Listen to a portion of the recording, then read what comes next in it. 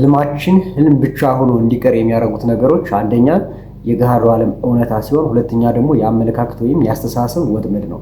የገሃዱ ዓለም እውነታ በተወሰነ ፐርሰንት የተወሰኑ ያህል ሰዎችን ህልማቸውን ማሳካት እንዳይችሉ ሲያደርጋቸው፣ የአመለካከት ወጥመድ ግን አብዛኞቻችን የምንፈልገውን ህልም ማሳካት እንዳንችል አድርጎናል። እነዚህ የገሃድ ዓለም እውነታ የምንላቸው የመጀመሪያው ገደብ ነው። ገደብ ለምሳሌ የጤና ገደብ ሊሆን ይችላል፣ የኢኮኖሚ ወይም የፋይናንስ ገደብ ሊሆን ይችላል፣ እንዲሁም ደግሞ ሊያግዘን የሚችል ሰው አለመኖር ሊሆን ይችላል። እነዚህ የገሃዱ ዓለም እውነታዎች ናቸው። በአስተሳሰብ ምክንያት ወይም በአመለካከት ምክንያት ያልሆነ ወይም በትምህርት ማነስ ምክንያት ያልሆነ ተፈጥሯዊ የሆነ እኛን ኮንትሮል አድርጎ ሊቆጣጠረን የሚችል ነገር እሱ የገሃድ ዓለም እውነታ ማሳካት እንዳንችል የሚያደርገን ማለት ነው። ለምሳሌ አንድ ሰው ለመማርም ይሁን ለመስራት የመጀመሪያው ነገር ጤነኛ መሆን መቻል አለበት። ስኬታማ ለመሆን መማር ሊኖርበት ይችላል፣ መስራት ሊኖርበት ይችላል።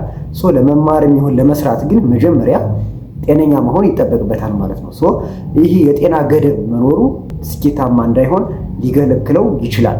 ሌላው የገንዘብ እጥረት ነው። የገንዘብ እጥረት ሚንስ አንድ ሰው የራሱን የሆነ ነገር የሚጀምርበት ገንዘብ ላይኖረው ይችላል። ወደ ቢዝነስ ስንመጣ ማለት ነው። ለመማር ደግሞ ጫማዎች ለመግዛት፣ እስክሪብቶ ለመግዛት፣ ደብተር ለመግዛት፣ መጽሐፎች ለመግዛት፣ ዩኒፎርም ለመግዛት፣ እነዚህን የትምህርት አክሰሰሪዎች ለማሟላት፣ ትራንስፖርቴሽን ለማሟላት ገንዘብ ያስፈልገዋል።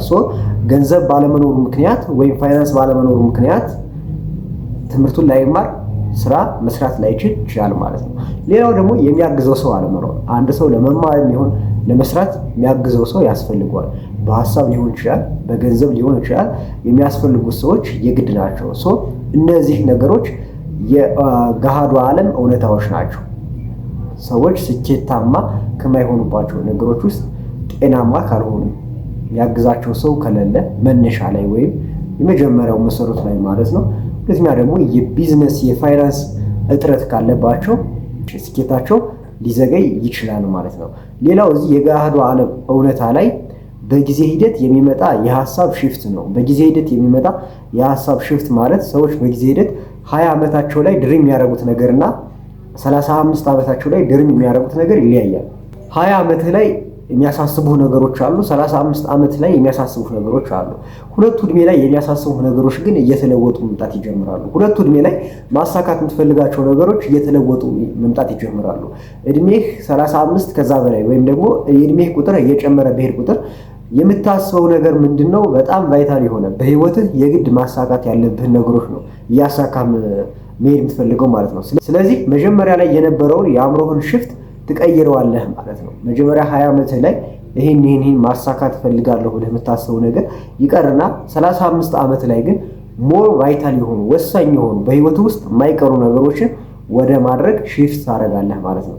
በዚህ ምክንያት ሰዎች መጀመሪያ ኤርሊ ኤጅ ላይ ልጆች ሆነው ድሪም ያደረጉትን ነገር ያሰቡትን ነገር ከማሳካት ይቀራሉ ማለት ነው። ሁለተኛውና ዋነኛው የሰው ልጅ ህልሙን እንዳያሳካ ከሚያደርገው ነገር ውስጥ የአስተሳሰብ ወጥመዶች ናቸው። ከነዚህ የአስተሳሰብ ወጥመዶች ውስጥ የመጀመሪያው የውድቀት ፍርሃት ነው። አንድ ሰው የፈለገውን ነገር ለማሳካት በሚሞክርበት ጊዜ መተው ያለበት ነገር አለ።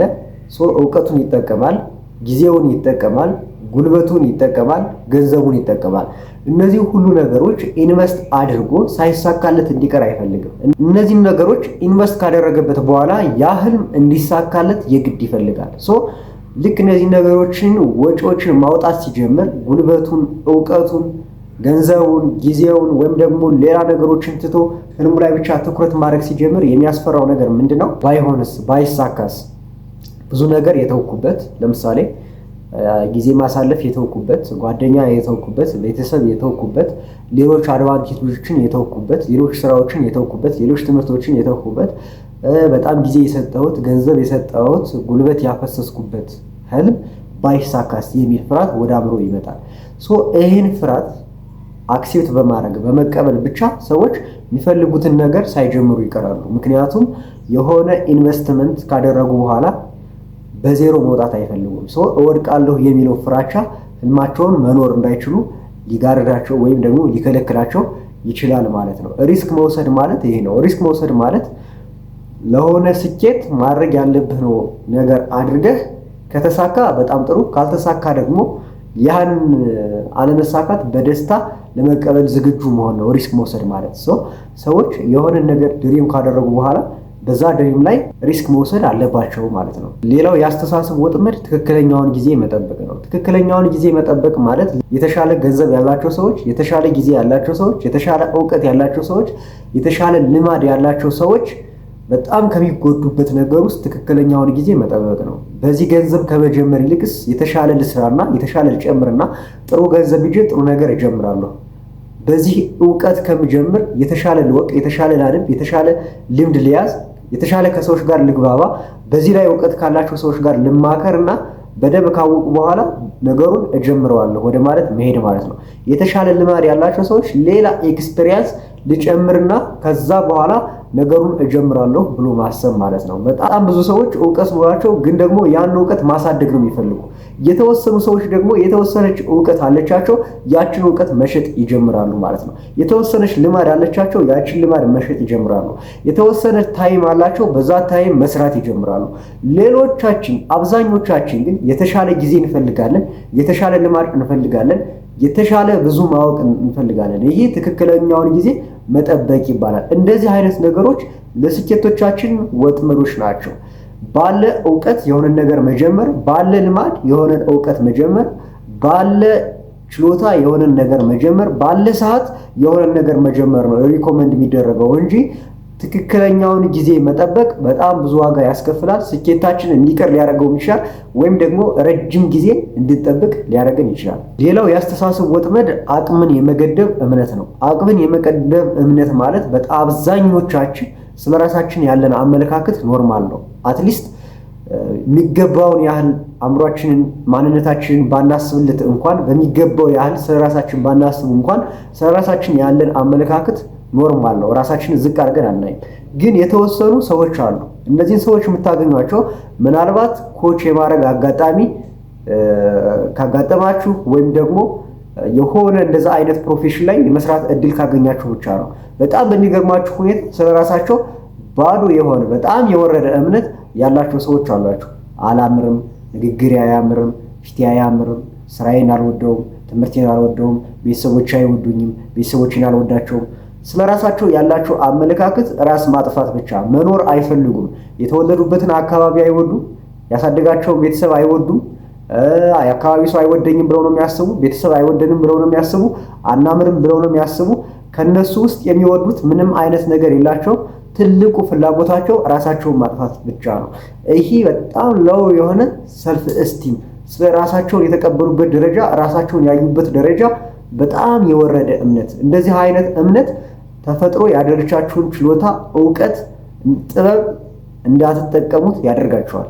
ሌላው የአስተሳሰብ ወጥመድ ተጨባጭ እቅድ አለመኖር ነው። ተጨባጭ እቅድ ማለት አንዱን ትልቅ ህልማችንን ወደ ሌላ ትናንሽ ህልሞች መከፋፈል ማለት ነው። ወይም ደግሞ ሊሰሩ ወደሚችሉ እቅዶች መከፋፈል ማለት ነው። ለምሳሌ መጻፍ የሚፈልግ ሰው በየቀኑ አንዳንድ ገጽ ቢጽፍ ከአንድ ዓመት በኋላ 366 ገጽ መጻፍ ይኖረዋል ማለት ነው። አንድ የተሻለ አቋም እንዲኖረው የሚፈልግ ሰው በየቀኑ የተወሰነ ያህል አካላዊ እንቅስቃሴ መስራት አለበት ማለት ነው። ያ በየቀኑ ይሰራ የነበረው አካላዊ እንቅስቃሴ ከአንድ ዓመት በኋላ የልጁ ወይም የልጅቷ ሰውነት ላይ ዲስፕላይ መሆን ይጀምራል። ይሄ ተጨባጭ እቅድ ይባላል። አብዛኛው ሰው ድሪም ያደርጋል፣ እቅድ ይይዛል። ግን ያን እቅድ ሊጨበጡ ወደሚችሉ ሊደረጉ ወደሚችሉ ትናንሽ ነገሮች አይከፋፍለውም። የተሻለ የሆነ ነገር እንዲኖረው ይፈልጋል። ያን የተሻለ የሆነ ነገር እንዲኖረው የሚያደርጉ በየቀኑ ሊሰሩ የሚችሉ ስራዎችን ግን አይሰራም። ትልቁን ህልማችንን ሊሰራ ወደሚችሉ ትንንሽ ህልሞች መከፋፈል መቻል አለብን። የመጨረሻው የአስተሳሰብ ወጥመድ ሞቲቬሽን ኦቨር ዲሲፕሊን ነው። ከስነ ስርዓት ይልቅስ መነሳሳትን፣ ሞቲቬት መሆንን መምረጥ ነው። ሞቲቬት መሆን ማለት ለምሳሌ አንድ ሰው ስፖርት መስራት አለብኝ ብሎ ያስብና በመነቃቃት ለአንድ ሳምንት ወይም ለሁለት ሳምንት መቶ ፑሻፕ ሁሌ ጠዋት ሊሰራ ይችላል። ዲሲፕሊን ማለት ግን 10 ወይም 20 ቢበዛ 15 ፑሻፕ ወይም ደግሞ የምችለውን ያህል በየቀኑ ሳታቋርጥ እድሜ ልክን መስራት ማለት ነው። በሆነን የፈለግነውን ነገር ለመገንባት በየቀኑ ምንችለውን ነገር ሳናቋርጥ ማድረግ፣ በኮንሲስተንሲ መስራት ማለት ነው። ኮንሲስተንት መሆን ነው ዲሲፕሊን ማለት። ሞቲቬሽን ማለት ግን ትነቃቃለህ፣ ማሳካት አለብኝ ማድረግ አለብኝ ትላለህ፣ ለተወሰነ ያህል ትሰራለህ፣ ከዛ አእምሮህ እነዛን የሚያነቃቁህን ሆርሞኖች ከለመዳቸው በኋላ ደስታ መስጠት ያቆማል፣ ትተወዋለህ ማለት ነው። ዲሲፕሊን ማለት ግን በየቀኑ ምንም ሳታቋርጥ የሚችለውን ያህል መስራት ነው።